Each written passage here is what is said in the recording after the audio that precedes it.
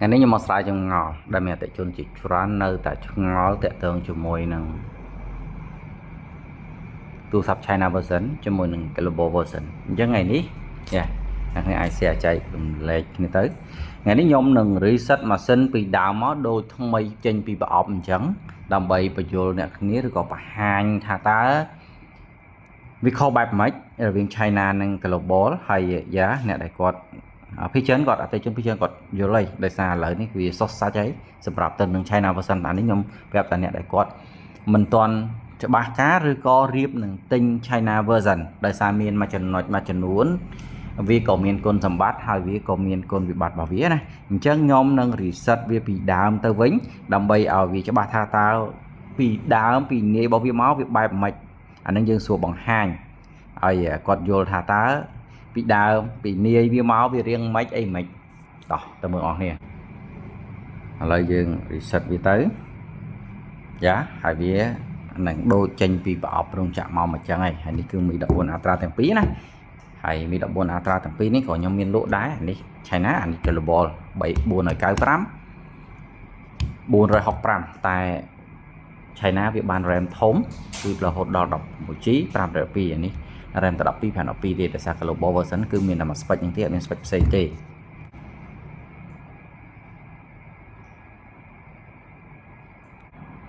nên là những cái ta global version cứ ca reset riêng lươn chieng mình này thà ổ bảo với clean chieng China chẳng vì lươn chieng 2.30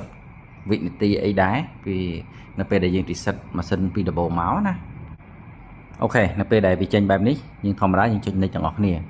chẳng tu tới global cứ vì miền phía xa chỉ ráng đạo nhận hay rồi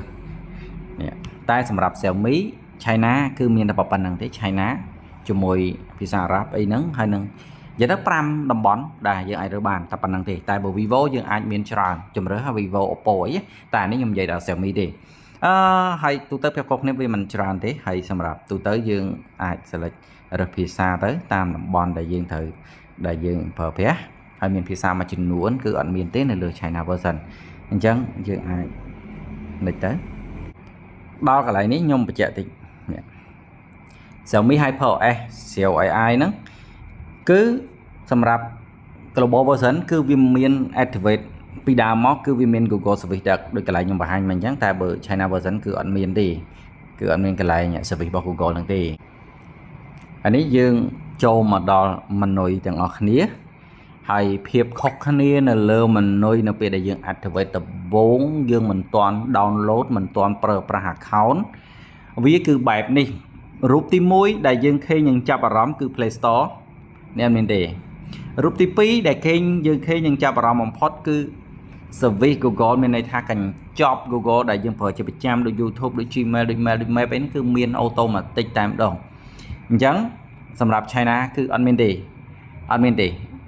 ប៉ុន្តែអ្នកគ្នាអាច download នៅក្នុង Mi នេះបាននេះ Mi Get App អ្នកគ្នាអាច search ពាក្យថា Google បានដាក់ពាក្យ Google Play Store ក៏បានដែរគឺអ្នកគ្នាអាច search ពាក្យ Google Play Store លើនេះវានឹង load ឲ្យយើងភ្ជាប់ Wi-Fi ណាអញ្ចឹងចំណុចខុសធំមួយនៅកន្លែងនេះគឺយើងអាចដោះស្រាយបានទេអត់ជាបញ្ហាកំហុសមួយទៀតភាពខុសគ្នាមួយទៀតគឺកន្លែងនេះអ្នកគ្នាមើលបាន Wi-Fi នៅលើ Global version គឺ Wi-Fi នៅលើ China version គឺ WLAN អញ្ចឹងវាខុសគ្នាកន្លែងហ្នឹងមួយទៀតហើយអ្វីដែលខុសមួយទៀតគឺដែលយើងតែងតែរៀងសាំញ៉ាំនឹងធុញមែនតើនោះគឺ notification alert តែសម្រាប់ Hyper OS series ថ្មីនេះគឺដូចជាមិនសូវជួបបញ្ហានឹងច្រើនទេដោយសារយើងអាចបិទបើកបាននៅកន្លែង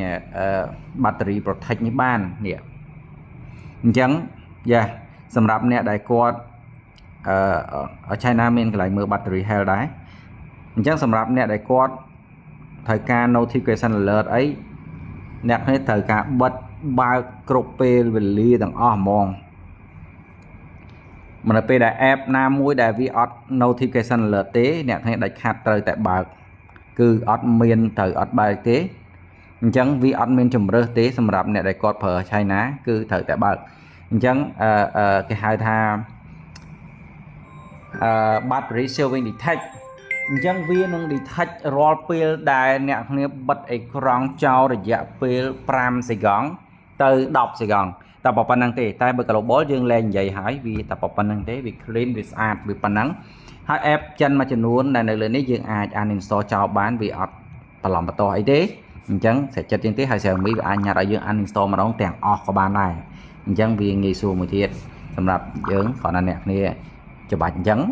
គឺយើងអាច uninstall app ចោលទាំងអស់ដែលយើងមិនគិតថាគ្មានប្រយោជន៍សម្រាប់យើងណាយ៉ាមួយទៀតតើតើមួយ app ចិននៅលើនេះគឺវាអត់ជាបញ្ហាដូច WeChat ដូចអីតែ app ដែលជាប្រភេទ app របស់ចិនគឺវា automatic alert ទេតែសម្រាប់ app ដូច Telegram Facebook អីអ្នកគ្នាត្រូវចូលទៅកំណត់តាមទូរស័ព្ទនីមួយៗបើទូរស័ព្ទខ្លះចូលទៅកន្លែង setting វាមានគេហៅ battery saving detect អញ្ចឹងយើងអាចនេះបានយើងអាច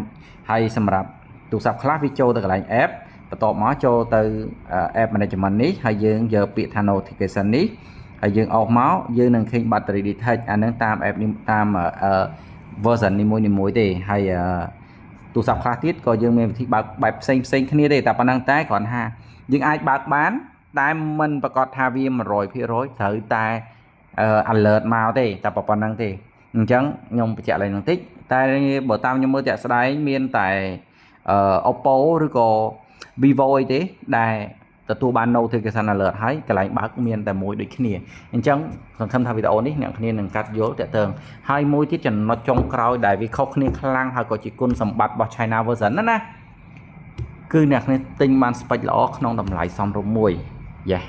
ហើយមួយទៀតនៅពេលដែលអ្នកគ្នាផ្កាប់ទូរស័ព្ទចុះបិទអេក្រង់បែបនេះអ្នកគ្នានឹងមិនទទួលការរំខានទេបើសិនជាអ្នកគ្នាមិនចង់ឲ្យមានការរំខានពីការរោរបស់ទូរស័ព្ទវីដេអូនេះរៀងវែងបន្តិចអញ្ចឹងយ៉ាសង្ឃឹមថាអ្នកគ្នានឹងកាត់កងគ្នាបានតាក់ទងជាមួយoption របស់ China version ក៏ដូចជាភាពរញ៉េរញ៉ៃឬក៏គេហៅថាភាពខ្វះខាតរបស់វាហើយកាត់កងជាមួយនឹងតម្លៃនៃទូរស័ព្ទយ៉ាខ្ញុំសង្ឃឹមថាអ្នកគ្នានឹងយល់នៅចំណុចនេះតែ Oppo Vivo OnePlus និយាយទៅតកូលនៅក្នុង Oppo BKK ហ្នឹងគឺវារៀងប្រសើរជាងគេតាក់ទងជាមួយ app ទាំងអស់ហ្នឹងអញ្ចឹងអូខេកុំភ្លេចចែករំលែកវីដេអូនេះម្នាក់មួយសម្រាប់អ្នកដែលគាត់នៅតែបន្តចង់ទិញ China version ឬក៏ Global version តាក់ទងមួយទូរស័ព្ទមកពីបែកខាង China អរគុណច្រើនបាយបាយ